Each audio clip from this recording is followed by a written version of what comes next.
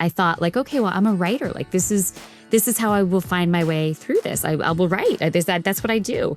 And I couldn't. I don't know whether it was like the fear or honestly, it was probably a combination between the fear of everything that was going on. It kind of sent me on this journey of, if I can't write, who am I? Like so much of my identity was tied into my work, which I realized was a mistake. Hi, friend. Welcome to Call Me Friend, powered by Miss Lou's Cabin, an Airbnb property on a remote section of the Georgia coast. This is the podcast where we call one of my friends, and you get one heck of a great story. Today, I am calling Kristin Harmel. Kristin as in best-selling author Kristin Harmel. Not only is she a friend of mine, you might think that she's a friend of yours because when you hear the list of books that she's written, well, let me just go to that list.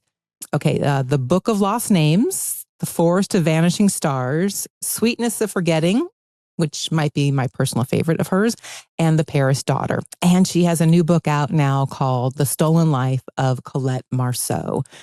So the reason I said she might be a friend of yours is that feeling, you get when you have an author that you really like and you read a lot of her books. It feels like you guys are friends. Well, Kristin and I are really great friends in real life, not just in her novels. But the thing about Kristin is her best story might be her own. I mean, first of all, she went ahead and did what so many of us dream of doing, writing the great American novel and becoming a success at that. So many people try, not a lot of people make it, and yet she has done it. How did she go ahead and pivot her career from magazine writer to successful novelist? We're going to talk about that. We are going to talk about the incredibly nice thing that she did in the middle of COVID, and also the crazy and very nice thing she did for me once that probably was not the best idea, but it came from a good place in her heart. How do we get the scoop on all of that? Well, there's only one way. Let's go ahead and call Kristin.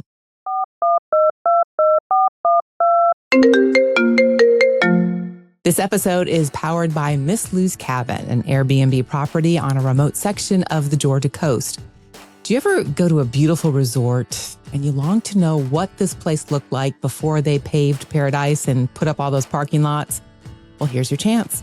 Miss Lou's Cabin sits on 7 private acres on a tidal saltwater marsh about 15 minutes south of Savannah, Georgia. It is a place so quiet that you don't even hear road noise. Instead, you're going to hear pink spoonbills, wild dolphins feeding off your private dock. I just saw some this morning. The breeze whistling through the Spanish moss that hangs from countless oak trees all around the property. And then there's this porch overlooking the marsh that is absolutely a perfect place to hang with your family and friends, read a zillion books, catch the sunrise, drink a great cup of coffee, all while you stay in a restored log cabin that has all the comforts and amenities of a beautiful home. Miss Lou's Cabin, check it out in the link below in our show notes, or simply Google Miss Lou's Cabin and you'll find this piece of paradise. Hi, it is so good to see you, Daryn. Good to see you. We are way overdue for this catch up. We completely are, I know. And how terrible that we actually had to schedule time like this to do it rather than just calling each other on the phone, right? Yes. True confession. This is why I started a podcast, because I wanted to talk to you and I just couldn't nail you down. So I'm going to go through a whole thing and start a podcast. That's on me. Kristin will commit to that. No, we're both busy. And I mean, the funny thing is we don't even live that far from each other. And we don't. Anyhow, shame on us. We need to do better. We do indeed. And I love your background. I mean, I know exactly where you are. It looks gorgeous. Yes, you've been here. You have been here. In fact, I sat on this very porch this weekend and I binged your latest book. Oh, thank you. Yes. I was about 40% through of The Stolen Life of Colette Marceau. And that will give away that I'm an e-reader, not a book reader. Oh, I mean, it's all a book, but that's the big question in book world, right? Like book or ebook? Exactly. I don't even know what you are on that. I prefer a physical book, but I find myself probably reading ebooks more often because the bulk of my reading is advanced copies, before the things come out. And those are easier for me to have on my Kindle if I'm reading them for work, because then it's not just pleasure reading. It's like picking it up whenever I can because I'm trying to meet deadlines for blurbs and interviews and things like that.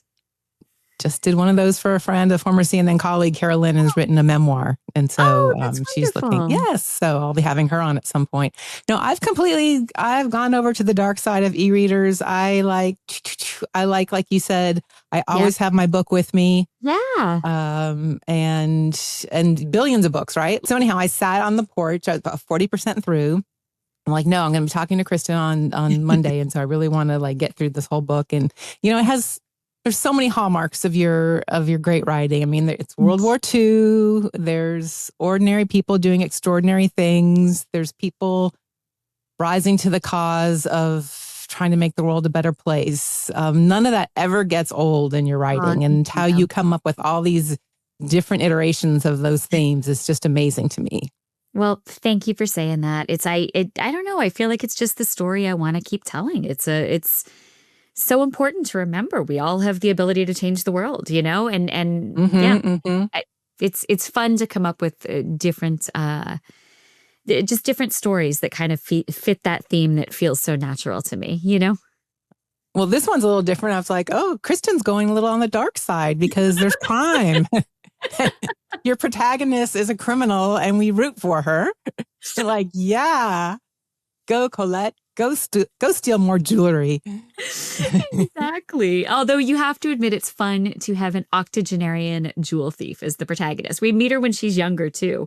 But for a large percentage of the book, she's in her 80s and she's still stealing jewels, which may I still be doing something so exciting when I'm in my 80s. And if that's what it is, I will be there with the nail file and the cake coming to get you out. Fantastic. I am going to commit to it. Commit to it right now. I've got your jewel thievery back. If that's the direction it goes, we're in it together. That's okay. That's okay. Another hallmark of your books, they almost always make me cry at some point, and this one did as well. Although I must tell you with a twist. The thing that made me cry when reading your book this time was your author's note. Oh, thank you. Which was so vulnerable, and just, I wanted to reach through my e-screen and just hug you. And you talk about how this was your hardest book ever.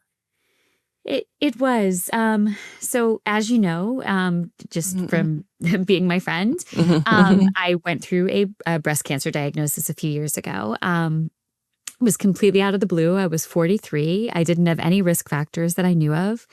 And I was completely shocked to be diagnosed. I had already outlined this book. I was all geared up to get through a portion of it by the holidays. This was like the fall of 2022. And I was diagnosed in October of 2022. So I put the book to the side. I dealt with the surgery and finding out that I would need chemotherapy and radiation. And then I tried to return to writing and I couldn't do it. So as I was going through all those treatments, I thought like, okay, well, I'm a writer. Like this is how I will find my way through this. I will write. That's what I do. And I couldn't. I don't know whether it was like the fear or honestly, it was probably a combination between the fear of everything that was going on. Like there was just so much in my head, and also the drugs, like the chemotherapy drugs, and chemo brain thing is real. It is a thing. Chemo brain is a thing. But I think I really was scared through that whole time period, which lasted about 6 months, that I wouldn't be able to find my way back to the page. And even if I found my way back to the page, that I wouldn't be able to find my way back to this particular story. It kind of sent me on this journey of, if I can't write, who am I? Like so much of my identity was tied into my work, which I realized was a mistake. Like I needed to have an identity outside and acknowledge that I had an identity outside of being a writer. So I really had, I think, in a lot of ways to go on a journey with this. Like I said, I didn't know if the writing ability would come back when all the treatments were done. And I was scared that it wouldn't. But ultimately it did. And I was ultimately able to write the book. But it was a real struggle. And even those first few chapters, I really had to rewrite a couple of times because they just didn't land right. Like I tried to get back into it too soon. And I needed to find my way there. Which is a great story. Finding your way back to where you're supposed to be. Well, You know what's interesting about it is in the novel, Colette, like we mentioned, is a jewel thief, and she really defines herself by being a jewel thief. This is something that she feels that she has a responsibility to do. It's a family tradition. She's honoring a mother who died, doing this for all the right reasons. But she never really felt she had a choice. Like, she didn't choose this. She did it because it was what she felt like she had to do, and so much of her identity is wrapped up in it. So a big part of this book is her figuring out, if that's not who I am, who am I? And I was very much on that same journey. So there is much more of me in Colette than I would have in a million years thought when I drafted this book. Like, there's a big part of that piece of my journey that I think wound up on the page, if that makes sense. There's also a lot of themes of going home, of getting back to where you came from. Which could be a country, or it could be a talent, or it could be where you think you belong. So did you just wake up one day and try and say, like, writer's block? Or did you write and say, this is awful? Like, what? Or did somebody tell you, did you like turn it in and someone go, Kristin? I don't No, think so. it was nobody telling me, because I wasn't like, I was not at a point in the book where I would have been sharing it with anyone yet. Like, I had the outline approved, and I was at the point in time when I was writing chapters, which is just something I do on my own for like 6 months or a year, or however long the time period is. And I would just sit down at my computer and I couldn't focus. Like, I would write a paragraph, and then I would look at the clock, and like hours had passed. And like, it was just, I wasn't focusing. I didn't feel connected to anything I was writing. Like, my entire brain, the parts of it that were still functioning at that point, like everything was just wrapped up in worrying about the cancer. And I had a 6-year-old son. He's 9 now, but at the time he was 6. And you know, a big part of my mental process at that time was just, how can I make this feel normal to him, and not let like my fears and my worry and my sadness over this like spill over to his daily life, because I didn't want him to feel that fear too. He was too young to know that cancer can sometimes mean something beyond just mom's going to get better. You know what I mean? So like, I didn't want him absorbing any of that fear. So I think that took up a big part of my brain space too. It was just it's a really hard time. It was a really hard time. Yeah. But I ended up doing other creative work during that time. I worked on writing a television show with a co-writer. So I was still doing creative stuff, but it just wasn't. It required a different kind of focus and maybe like a different segment of my brain that I was able to access. So it's a weird time. I look back at it now and it feels both very far away, but also very intimately close. Like, I can remember exactly how I felt through all of that. I think so many people can relate to this. I mean, let's be honest. Most people will never be a best-selling New York Times author, but people have things that they associate with their identity that they lose. And if we're not that, then what are we? Yeah. Have you had to go through anything like that? Have you had to like? Well, I mean, I think the biggest thing was when I left CNN. You know, I didn't leave by my own choice. They didn't renew my contract. I had this thing I got excited to go do where I was going to do uplifting and positive news. And so I was excited about that, but it was very different and smaller audience. And I mean, honestly, I was never as tied into the whole fame thing, but it all came wrapped up with walking down the street and like, oh, you know, are you or that, you know, that. And I remember once, I don't think it was probably within the year of leaving CNN, I was getting a pedicure.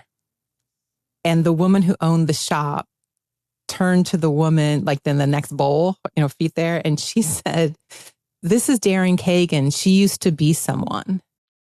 And I was like, oh, okay. Well, oh my goodness. I guess I did. Wow. I mean, But I think, to your point, I think there's value in having an experience like that, of having the thing that you think you are go away, because none of us are the thing. Even all the other labels, like, we're really not just a wife or a mother or a friend. I mean, these are labels and these are things we get to enjoy and put on ourselves, but it all is kind of tenuous, right? And when you've had the experience of loss, I think it helps you appreciate that nothing is here forever and appreciate what's here while it's here. I agree. And I think, to be honest, that letting go of being defined by those external things is something that we all have to experience eventually. Like, even if life continues on an even keel for decades, like at some point you're going to retire from your job, or you're your children are going to grow up and you're not like the day-to-day mom anymore. Like it's like it shifts to a different version of like a mother-child relationship, or you're not single anymore because now you're married, or you're not married anymore because now you're divorced, or like, I think life changes all the time and we're defined differently in different seasons of our lives.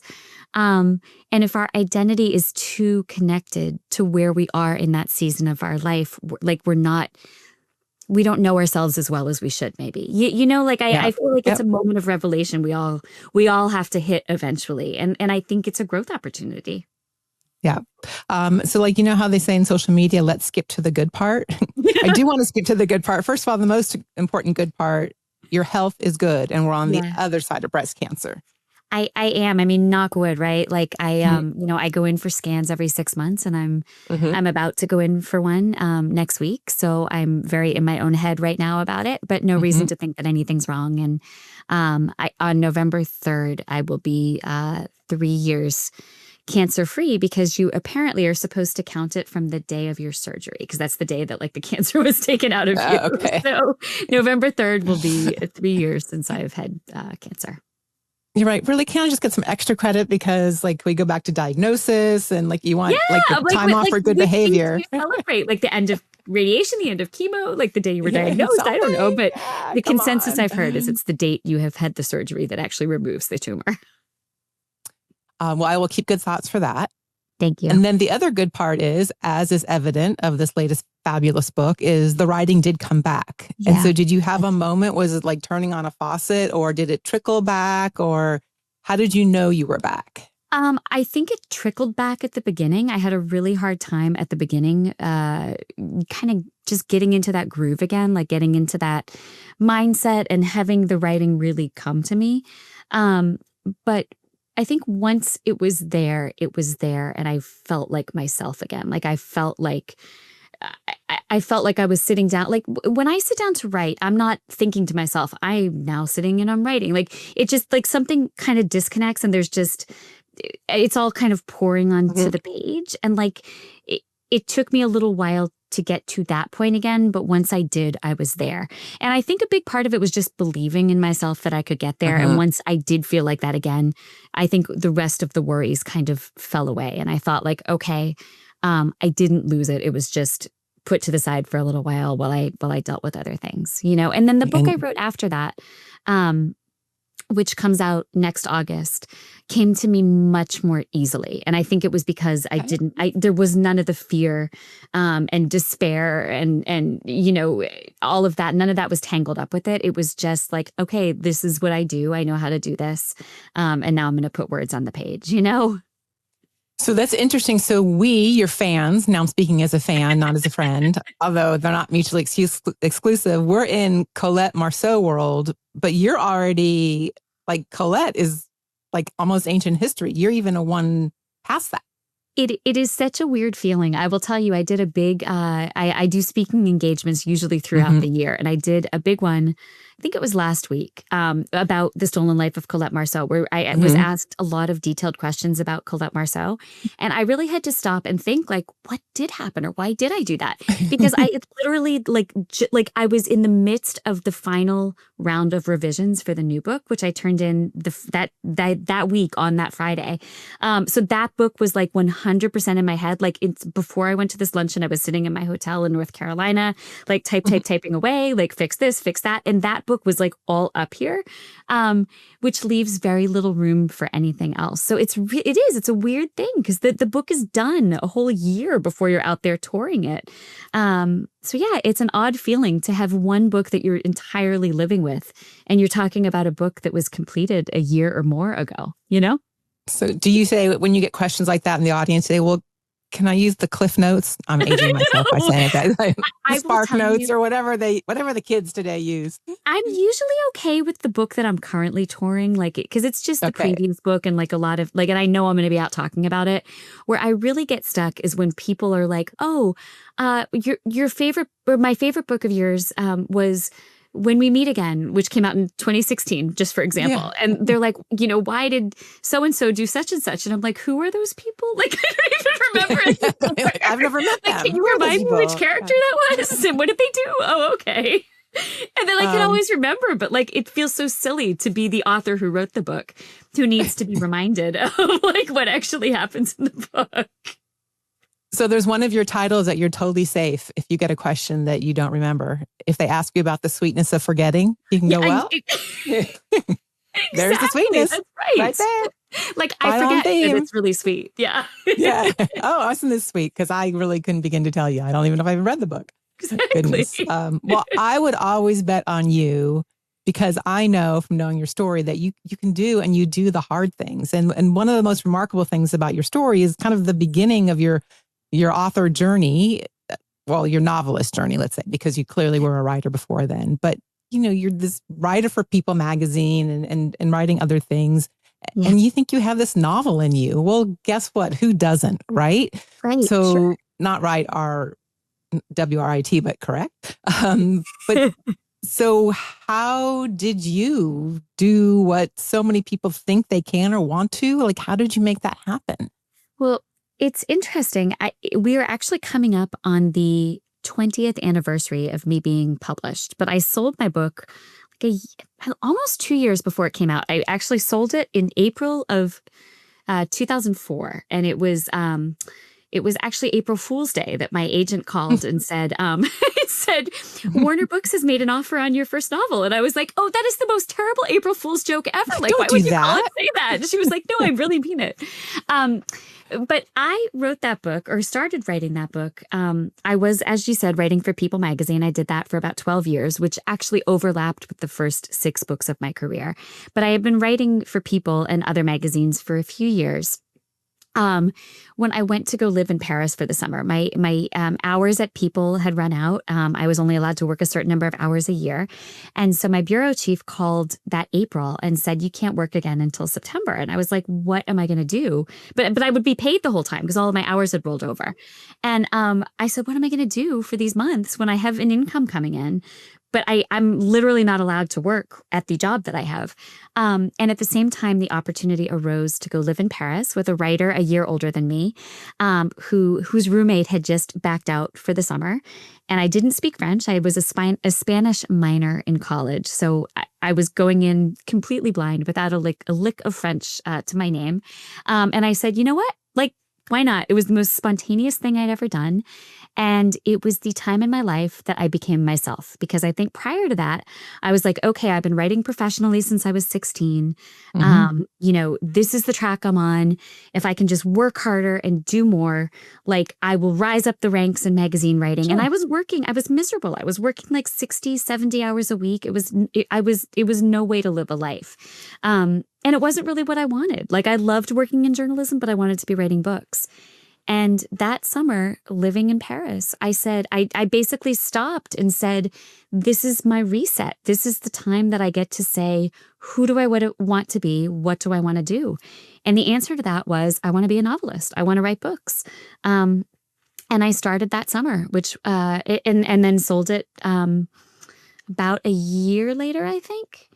Yeah, about a year later. And if you're asking exactly how I wrote that first book, because I didn't ever take any classes on how to do this or anything. I read a lot, which I think when you read a lot, you really absorb like the rhythm of a story. But I also sat down with 3 books that were successful in the genre I wanted to write in. And I outlined them. So I outlined them chapter by chapter. I made notes about when characters came in, when conflict started, like when things happened in the book that kept me interested. And then I spent months with those outlines, like just reading the outlines over and over again until I understood the rhythm of those novels, like stripped down to the bare bones, forget about the language, forget about all the other things that make you want to read a book. I just wanted to know the rhythm of those books so that I could build my own outline and then work backwards, like start small and then build it out with the language and the dialogue and the characters and all of that. And that's really how I taught myself how to write my first book. That's incredible. Hold on, I'm getting a drink. Got my little thing here. If we looked at the most current book, current to us, the fans, Okay. The Stolen Life of Colette Marceau, how closely does this book reflect that outline from more than 20 years ago? Good question. Because I like, how closely does it reflect the outline that I wrote for that book? Well, it's interesting you ask that because some writers are big outliners. I'm a big outliner. Some writers just fly by the seat of their pants. We call them pantsers. But they just pants their books, meaning like they just sit down and like they vaguely know what it's going to be about and they go. I am so envious of that. But also even saying those words out loud gives me great anxiety because I could not imagine writing without this net of an outline. Yeah. I would say that by this point in my career, my outlines are probably between 80 and 90% accurate in terms of what the finished book will be, and that the big changes come based on character development. So when I write an outline, I know who the characters are. Like I understand the people I'm setting the table with, but I don't know them well yet because I haven't started writing those chapters. I haven't heard their voices. I haven't, I don't know them on the page. So and on the outline level, although I know the characters, I'm really focused on plot and how the plot comes together. Once I start to get to know those characters on the page in the first draft, inevitably I will hit a point where there is something that happens in the outline that I read it like the day that I'm supposed to get to that scene. And I'm like, that would never happen. This character wouldn't do that. And so I liken it to driving across the country with a roadmap, right? Like, you're going from Atlanta to Los Angeles, for example, right? But and you have the route you think you're going to take to get there, but you might get to a point in the road and the road's closed. So you have to take a detour. Or you might get to a point in the road where you see the billboard advertising the world's largest ball of twine. And you think my life will not be complete if I don't see that twine. And so you pull off the road and maybe that makes you take a slightly different route there, but you still know where you're going and you can return to that original route at any time. You just have to find a different way there. So that's kind of how I think of an outline. And I guess really what I was wondering is when I'm thinking of that outline that you made in Paris about not like an outline of a specific book, but a framework of this is how it works. And this is when this character would come in, or like the books you're writing today, are you pretty much on that framework or have you moved on past that? Or, I mean, is there a formula, I guess? No, there's definitely not a formula. And I think that what I was trying to do with those outlines, even though I was making notes of things like this character, this is when we meet this character, and this is when this conflict starts, it was different for all three of the books. So I think what I was trying to get out of that was not a specific paint by number, but more of a feel for here's how you develop a book. Here's how we should be hooked. Here's when we should be hooked. But it kind of differs from book to book. So it's not like in chapter 2, you have to introduce the love interest. And if you don't introduce the love interest, the book won't work. It's different for every book. And I think in doing those outlines all those years ago, it was more about understanding the rhythm than it was creating a specific scene by scene outline of what I needed to do. Does that make sense? And I needed to internalize the rhythm of those skeletal outlines in order to find my own way to a skeletal outline that didn't match exactly to any of those outlines, but that had the same overall rhythm. Does that make sense? I got it. It does make sense. And do you know how many millions of people will be immensely disappointed to know that there's not a paint by numbers way that you can just put together a best-selling book, best-selling novel? Sorry, folks. Maybe there is. I just don't know it yet. If you find out that there is, let me know, because maybe that'll make my life easier. I'll send it to you. I'll publish it. It'll be what makes me $1 zillion. The other part of your story that I'm fascinated with, well, there's so many, but another big part is what happened during COVID and what you created with your dear friends and fellow best-selling authors with Friends in Fiction. Tell me how that happened. Yeah, well, thank you for asking about that. So Friends in Fiction, for anyone out there who doesn't know, is it's a group that we founded, as you said, during COVID. I co-founded it with Mary Kay Andrews, Patty Callahan Henry, Christy Woodson Harvey, and then at the beginning, Mary Alice Monroe was also a part of it. So it was 5 New York Times bestselling authors. Mary Alice Monroe has stepped away to do other things, but the four of us, Mary Kay, Patty, Christy, and I, still run it. It's been going on for almost 6 years now. Well, I guess 5.5 years now. But we all had books that were coming out during COVID. Our book tours had all been abruptly canceled in the spring of 2020 because nothing was open anymore. And we were concerned both with how to reach readers and how to support independent bookstores, because the book tours that were canceled were tours where we would have been going to independent stores who rely on the income from these author events that bring fans in, that bring readers in, and that sell, 100 or 200 books at a time, which is often a big part of their monthly income. So we were worried about the stores. We were worried about connecting with readers. And Mary Kay Andrews suggested that we all get together on a Zoom to talk about it. And we did, just kind of we all brought a glass of wine and talked about what are we going to do? How are we going to reach our readers?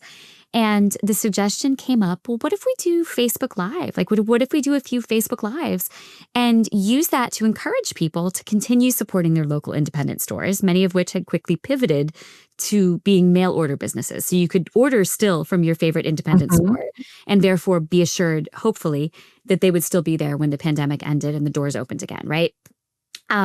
So we said, okay, maybe nobody will show up to watch, but let's do it. And we said, we'll do it for 7 weeks, starting April 15th, because 7 weeks would take us to Memorial Day. And we figured by Memorial Day, everything obviously would be back. This will be over. Exactly. This will all be in the rearview mirror. Well, yes, I'm sure you remember that by Memorial Day of 2020, it was in fact not all in the rearview mirror. Yes.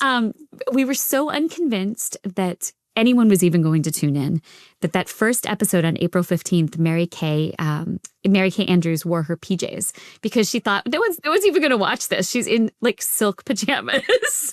Her daughter was crawling around under the table, hooking things up. I mean, it was insane. But we did it for 7 weeks, and every week, hundreds more people that hadn't been there the week before joined us, and it got bigger and bigger and bigger. And by the end of May, we were like, okay, the pandemic's still here. We're all still stuck inside, but this is something. People are looking for connection. This is a great way to still talk to readers. And we've now built this platform that we can use to support other authors too. And so we started bringing on other authors, and beginning in that 8th episode, we've had a different author every week come on to talk with us. And we work with bookshop.org. We continue to support independent bookstores and to remind people to support their bookstores and support their libraries, and not just independent stores. We just want you to support the stores in your community. So if it's a Barnes & Noble in your community, great. Go shop at that Barnes & Noble. And, if you like to order from Amazon, that's fine. But just support what's in your community too. I think that was important during COVID, and it's important now. So, it's great, but it's a community that's grown to more than 300,000 readers. We have a podcast, a live, not live every week, but a video web show that we do every Wednesday night. We're on Facebook and YouTube, and you can go to friendsandfiction.com for more information. We're also available wherever you find your podcasts, like where you are finding this wonderful podcast. That's it. Very good. And you'll send me the links for all of that so I can make sure to include in the show notes of this episode. But what I love about this, I love a lot of things about it, but it's stronger together. I mean, there's this misconception that women have to be competing with each other. I mean, one could make the case well, why would you get together with these women that a reader is making a choice? I'm going to buy Kristin's book or Patty's book or Kathy's book. But instead, I think what you found, forget just the friendship side of this. It's been a great business play too, right? Is it a case of stronger together? It 100% is. A rising tide lifts all boats, right? And I feel like you have found that too. I mean, you and I first met when you were doing a show about books, and you had me come on and talk about my book, and years later we still have this wonderful friendship. But I think that's exactly what you were doing at that time. You had a platform and you were using it to lift other people up. I think I've seen you do that ever since I've known you. Anytime you have a platform, you use it for good. You use it to lift other people up. And I think that Oh gosh, what a beautiful world it would be if we all thought like that. If everybody did that, right? I mean, because it is. We're stronger when we're doing for each other rather than when we're trying to tear each other down. Like this is what life's about. You're kind. Well, I do feel I will say thank you. I will accept with gratitude. I will clear up a few things lest you give me too much credit. I was hosting that book show because somebody called and said, "Will you host this book show?" And here are the authors who you're going to interview. So that was just fortuitous that you and I met. It wasn't like, oh, I'm going to go plug Kristin and take care of that. I guess, and that was post CNN when a job was a good job. So that's how I did that. But it was still good. I mean, you know, that you were still doing good. You had a platform and you were sharing things that mattered on your platform. I mean, whether it was a job or not, like I don't think that in order to be doing something that puts good in the world, it has to be entirely selfless. Like I think you can do something that is a job, but that's a job that you care about, and you do it right, and you do lift other people up. You know. Yes. And I do like to lift other people up. The other funny thing I have to talk about, at least it's funny to me. So you did an incredibly kind and you went way beyond what would ever be considered necessary. I've talked about on this podcast how everybody wants to write a novel. Everyone thinks they have it in them. That would include me. There was a time where I thought I was going to be the great American novelist. And I spent 2 years writing this novel. And I said, can I send it to you? And you said, absolutely. Hopefully you don't do that anymore because you're too busy and successful and fabulous. But for me, you did this and you read it and you gave some good notes and you totally encouraged me and you sent me out there. And I mean, Kristin, let's be honest, it was awful. It was bad. It was not a good novel. That's not awful. That's not true at all. See, you're still doing the nice thing. No, what happened from that? Awful. It absolutely was not. I honestly don't remember it that well anymore, but I don't at all remember thinking it was awful. No. I just mean it was so many years ago, and I've read so many books. This is the case.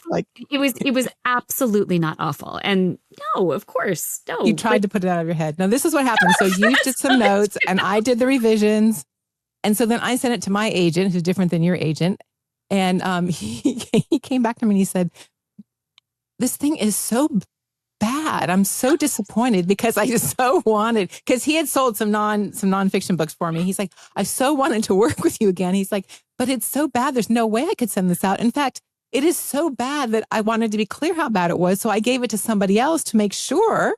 This is the agent talking. And she assured me it was one of the worst things she's ever read. So stop. A, yes. Why would a person say that to you? B, there's no way that was true. That was their opinion. Like that, it just wasn't the kind of book they were used to representing or reading, you know? Well, clearly that was the end of my novelist career, which is fine because here we are. I hate that they shot you down like that because from my recollection, there was a good story there and your writing is obviously really solid. So like, to me, if they didn't feel like it worked, there should have been reasons they didn't feel like it worked that they could have given you to address. So like, I mean, it makes for a funny story now, but like, I also kind of hate that happened to you because I think that it was I think that book had value and you could have done something with it. And maybe you'll pull it back out now. Maybe this talk will spur you into pulling it back out and going back to it and figuring out a way to make it work. Maybe we will pull out the novel about the TV anchor thinks she's in love with the TV doctor who everyone thinks is great, but she knows is I remember this now. And remember, she knows that he actually is like the worst person ever. Fiction, right? Oh, okay. Anyhow, if I did it again, I probably would start fresh, but I would have the lessons that you've. You would start fresh, but you could consider the book that exists as your outline, right? It would be a great framework to work within. So you've already built the skeleton of it. Now you just have to go back and kind of put different clothes on the skeleton. Why am I dressing skeleton? I'm already in Halloween mindset, I guess. See, even like my novel makes you think of death. Like a skeleton, it's dead, it's done. Just bury it, put it away. That's right. The last person, we got enough going on here. We've got Miss Lou's cabin next door with Airbnb. We've got this podcast. We got a lot of things going on. So, but if I ever do, need the encouragement, I won't make you read it again, but I will just come to you for a pep talk.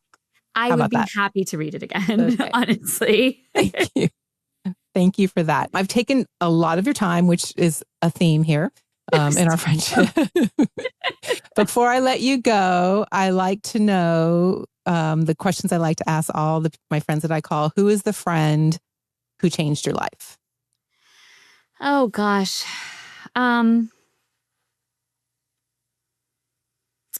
There have been several, but the one that comes to mind, because I feel like he's still very present in my life, was one of my earliest friends. It was my best friend, Jay. We moved in across from each other when we were 2. He was like my brother, and he died in a car accident when he was 24. So it's been more than 20 years now. We were exactly the same age. We were 3 days apart. So it just, our lives were so parallel, and then his was over. And I feel like as much as he influenced my life when he was here, just by being such a close part of it. I mean, he was just a friend. We knew each other from the time we were 2. There was nothing ever romantic. Like brother, sister. Yeah. Like brother, sister. But as much as he influenced my life when he was alive, I think he also influenced it enormously not being here anymore, because I think I learned a lot about loss and how to value the time that we do have, which is a lesson I had to call on a few years ago during my cancer treatments. Because, my cancer was stage 1. There was no reason to think I wasn't going to survive it. But obviously, when you hear a diagnosis like you have cancer, your mind goes to all the worst places. And I really asked myself questions I have been asking myself at a lower volume for many years because of him, which is, you get this limited amount of time on earth. Like, what are you going to do with it? So I'm still really close to his mother, Pat. And he's still a part of my life. There's always a J or a James or a James Franklin Cash Elementary School, or like some reference to him in every single one of my books. So he's I didn't know still that. Yeah. Didn't know that. Well, if Mom Pat is watching, hey to Mom Pat. Here's to Jay. And then why not end on a totally superficial note? What is, because why not? Why not? What is the one thing that you are currently recommending to friends? It could be a book, it could be a show, it could be a beauty product, whatever. What's your thing? Well, obviously the Daryn Kagan podcast that we're listening to. Thank you for that. Spread the word. I would recommend you join us at Friends in Fiction, and I would recommend.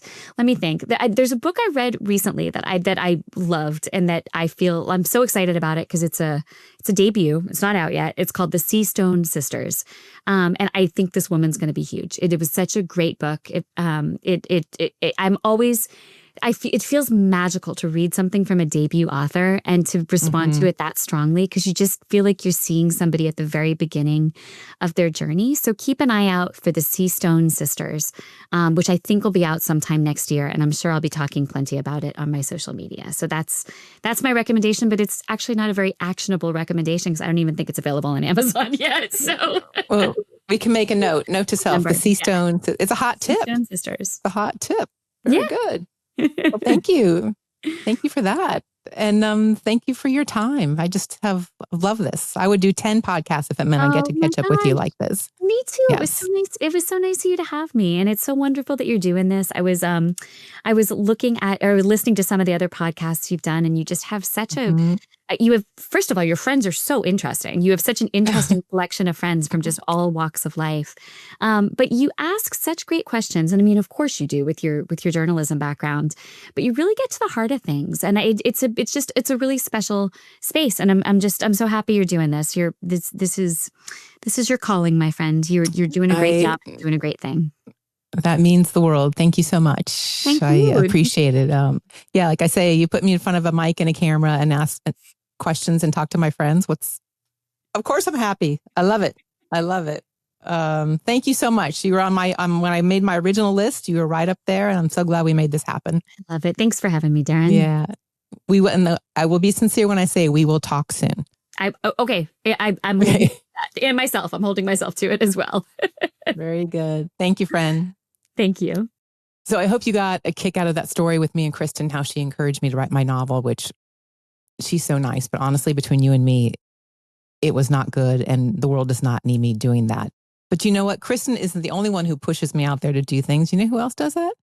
My little sister does that. She pushes me. In fact, my sister's the one who pushed me to do this podcast. So let's call my sister. Let's call Kallan.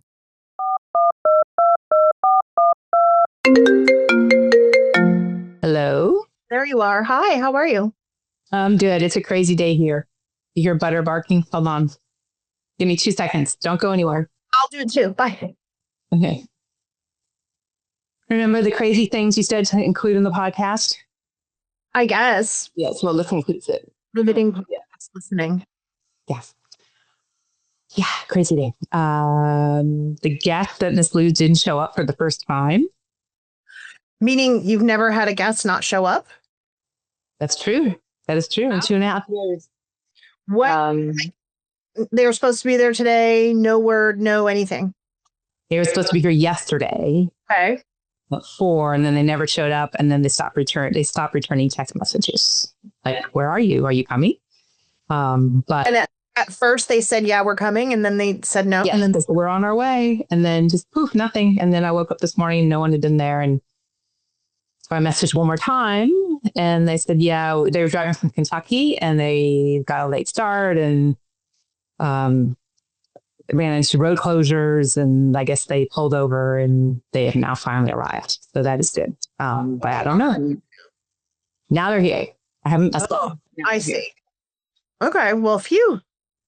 And then your brother-in-law was at a doctor's appointment in Savannah. Now he just came back when we finally connected. That's why Butter's barking. So When it rains, it pours. Speaking of rain, it's raining.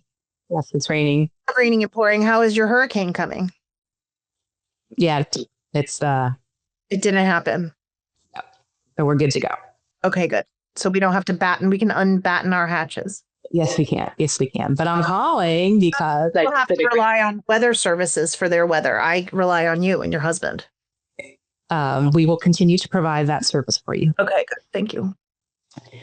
But I'm calling because I just did a great call for the podcast, and I called my friend Kristin Harmel, who is a New York Times bestselling author and has done a lot of amazing things. And one of the things she did for me, I don't know if you remember this chapter, so to speak, of my professional career, when I thought I was going to write the great American novel. And Kristin said, oh, yeah. She said she would read it, and she did. She said, oh, it's so good. And then I sent it to my agent, and he said it was the worst thing he's ever read, and was embarrassed he couldn't submit it. And that was the end of my novelist career. In any case, I appreciate Kristin being somebody who tries to encourage me, but that made me think of you because you encouraged me to do things, including this podcast. All things, including publishing your book that sounds like someone didn't get, but whatever. Another podcast. You would have been supportive of that as well. But this is celebrating the friends and the people who push us to go do the things that we think we have no business doing. Okay. Like this podcast. And you said, no, you should go do the podcast. And so You have every business to do this podcast, so that's different. well, thank you. Anyhow, I'm doing it. Thank you for pushing me. And it's just a quick thank you. And I hope you listen to the episode with Kristin because it was a very good conversation. I'm excited to hear it. That's awesome. And yeah, I will continue to be here to encourage you in all things. And now I want to read your book that no one's ever read except for one dumb guy. No, I don't think you do. All right. Kristin said I should dust it off. I said, I think the world. Is it about time? Is it about an accomplished woman who murders her little sister? No, that's another book. That's another book. Like, so then I think I'm going to like it. That's after our trip to Phoenix this weekend. That's when I'll be doing the research for that.